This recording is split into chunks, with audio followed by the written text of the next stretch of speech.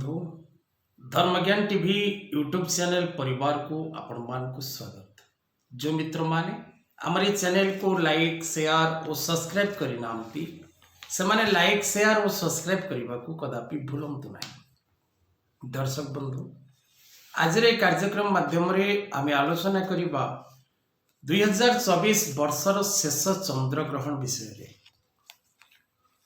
2024 रो ए शेष चंद्र ग्रहण क्यों शुभ एवं अशुभ प्रभाव नहीं आसुची, क्यों राशि व्यक्ति शुभकारक रहिबो, क्यों राशि व्यक्ति विशेष मान अशुभकारक रहिबो एवं क्यों स्थान को एक ग्रहण दृश्यमान हबो। ए ग्रहण कौन ओडिशा को पालन करा जिबा उचित बा ओडिशावासी को पालन करिबा अनुचित, कौन रही ग्रहणर समय सीमा, क्यों समय रे ग्रहण आरंभ होबो, क्यों समय रे ग्रहण शेष होबो, विशेषकर ये ग्रहण क्यों क्यों राशि व्यक्ति शुभ अशुभ फल आनिबो। दर्शक बंधु चंद्र ग्रहण 2024 क्यों समय रे लागिबो ग्रहण, क्यों स्थान को हबो दृश्यमान।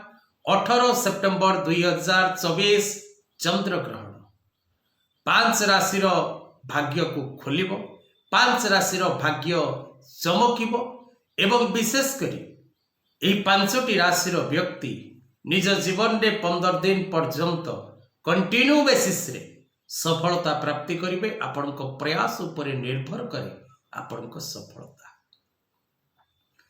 दर्शक बंधु 2024 शेष चंद्र ग्रहण 18 सेप्टेम्बर 2024 रेख भाद्रव मास शुक्ल पक्ष पूर्णिमा तिथि बुधवार, इंद्र पूर्णिमा, भागवत जन्म, अपर पक्ष आरंभर दिवस। यही जो ग्रहणटी घटिबो ए ग्रहणटी खंडग्रास चंद्र ग्रहण। विशेषकर यही ग्रहण प्रभाव रे 5 गोटी राशि व्यक्ति निज जीवन रे पूर्ण सफलता प्राप्ति करिवार सुजोग लाभ करिवे। आमे जदि देखिबा दर्शक बंधु ए चंद्र ग्रहण लागिबा समय रहिछि 18 सेप्टेम्बर 2024 सकाळ 6:12 रु आरंभ होब ग्रहण एवं दिबा 10:17 समय रे ए ग्रहणर अवधि शेष होब। 4 घंटा 5 मिनिट समय ए ग्रहण विशेष करी दक्षिण अमेरिका, आफ्रिका, एशिया, हिंद महासागर, यूरोप, उत्तर अमेरिका, अंटार्कटिका एवं अन्य किसी देश रही जो देश को एक ग्रहण दृश्यमान हो। विशेषकर एठारे बसवास करुथिबा प्रत्येक हिंदू एक ग्रहण को पालन करने उचित। दर्शक बंधु 18 सेप्टेम्बर 2024 बुधवार एक खंडग्रास चंद्र ग्रहण भारत को दृश्यमान नुहे, किंतु भारतर अनेक ज्योतिष मत अनुसार विशेषकर आर्यभट्ट पंजिका जदि आम देखा तेज भारतर किछि स्थान मानकरे यह किछि समय पर दृश्यमान होबार से माने मत प्रकाश करुचंती, किंतु ए ग्रहण विशेषकर दर्शक बंधु आम ओडिशा को दृश्यमान नुहे। तेणु ओडिशार कौनसी व्यक्ति ए ग्रहण पर विचलित विव्रत होबार आवश्यकता नहीं बा कौनसी ग्रहण जनित पालन करिवार आवश्यकता मध्य नहीं। जेहेतु यह ओडिशा को दृश्यमान नुहे तेणु ओडिशार व्यक्ति विशेष माने ए ग्रहण को नहीं मिथ्या भ्रमित होबार आवश्यकता मध्य नहीं। दर्शक बंधु कन्या लग्न रे ए ग्रहण आरंभ, तुला लग्न पर्यंत ए ग्रहणर अवधि। तेबे दर्शक बंधु कन्या एवं तुला लग्न को परिसमाप्ति करी बिछा लग्नर किछि अंश मध्य ग्रहण भोग करिवार जोग सृष्टि होछि। तेणु ए ग्रहणटी मीन राशि रे घटुछि। मीन राशि रे चंद्र राहुंकर जोग सृष्टि होछि। पूर्वाभाद्रापद नक्षत्र मीन राशि रे चंद्र राहु एकत्र ग्रहण जोगर सृष्टि। तेबे दर्शक बंधु ए ग्रहणर जोग 12 गोटी राशि उपर यार प्रभाव कौन रही आसंतु से विषय जानिबा।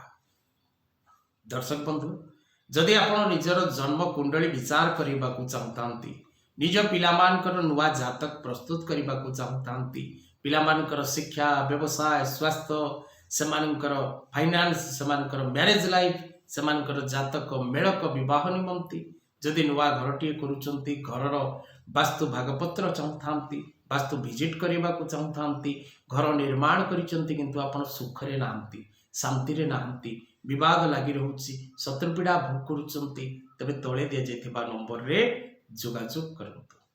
ତେବେ ଦର୍ଶକ ବନ୍ଧୁ, ପ୍ରଥମ ରାଶି ମେଷ ରାଶି। ସାବଧାନ ରହିବେ, ସତର୍କ ରହିବେ। ବ୍ୟୟର ମାତ୍ରା ଏବଂ ଦଣ୍ଡପ୍ରାପ୍ତିର ସମୟ ଭୋଗ ହେଉଛି।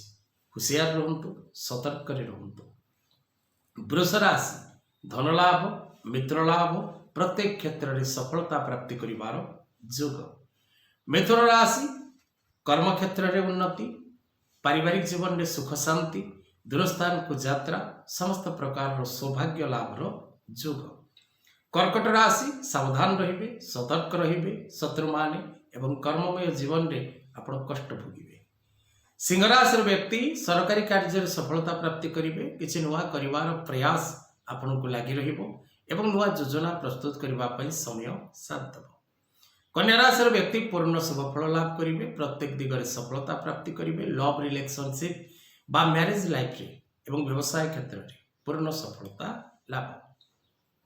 ତୁଳା ରାଶି। ସ୍ଥାନ ପରିବର୍ତ୍ତନର ଯୋଗ, ନୂତନ କର୍ମ ପ୍ରାପ୍ତିର ଯୋଗ, ଅନେକ କ୍ଷେତ୍ରରୁ ଶୁଭଫଳ ପ୍ରାପ୍ତିର ଯୋଗ ମଧ୍ୟ ରହିଛି। ବିଷା ରାଶି। ସତର୍କରେ ରୁହନ୍ତୁ, ସାବଧାନରେ ରୁହନ୍ତୁ।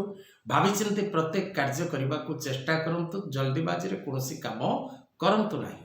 ଧନୁରାଶି। ତୀର୍ଥଯାତ୍ରା କରିବାର ସୌଭାଗ୍ୟ ଲାଭ କରିବେ। ଧର୍ମ କ୍ଷେତ୍ରରେ ବା ଯଜ୍ଞ ଆଦି ଶୁଭ କର୍ମରେ ନିଜକୁ ସାମିଲ କରିବେ। କୌଣସି ଦେବକର୍ମରେ ଆପଣଙ୍କର ସମୟ ଅତିବାହିତ ହେବ। ମକର ରାଶି।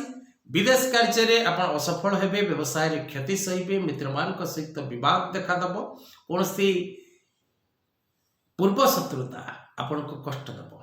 କୁମ୍ଭ ରାଶିର ବ୍ୟକ୍ତି ବିଶେଷ ମାନେ ଶାରୀରିକ ପୀଡ଼ା ଭୋଗ କରିବେ, ମାନସିକ କଷ୍ଟ ଭୋଗ କରିବେ, ରାଜଦଣ୍ଡ ପ୍ରାପ୍ତିର ଯୋଗ ମଧ୍ୟ ରହିଛି। ମୀନ ରାଶିର ବ୍ୟକ୍ତି ସ୍ୱାମୀ ସ୍ତ୍ରୀଙ୍କ ମଧ୍ୟରେ ବିବାଦ, ଧନନାଶ, ଶାରୀରିକ ପୀଡ଼ା, ମାନସିକ ଅଶାନ୍ତି, ବ୍ୟବସାୟରେ କ୍ଷତି ଏବଂ ବିଭିନ୍ନ ଦିଗରୁ ଅପବାଦ ଓ ଅପନିନ୍ଦା ପ୍ରାପ୍ତି କରିବାର ଯୋଗ ରହିଛି। ତେଣୁ ଜଗି ରହି ଚଳନ୍ତୁ, ଭାବିଚିନ୍ତି ଚଳନ୍ତୁ। ପ୍ରତ୍ୟେକ କାର୍ଯ୍ୟ କରିବା ପୂର୍ବରୁ ତାର ଗୋଟିଏ ସ୍କେଚ୍ ନିର୍ମାଣ କରନ୍ତୁ ଏବଂ ସେ ସ୍କେଚ୍କୁ ଆଧାର କରି ଆଗକୁ ବଢ଼ିବାକୁ ଚେଷ୍ଟା କରନ୍ତୁ। ଆଜିର କଥାବସ୍ତୁକୁ ଏଇଠି ରଖିବା। ଜୟ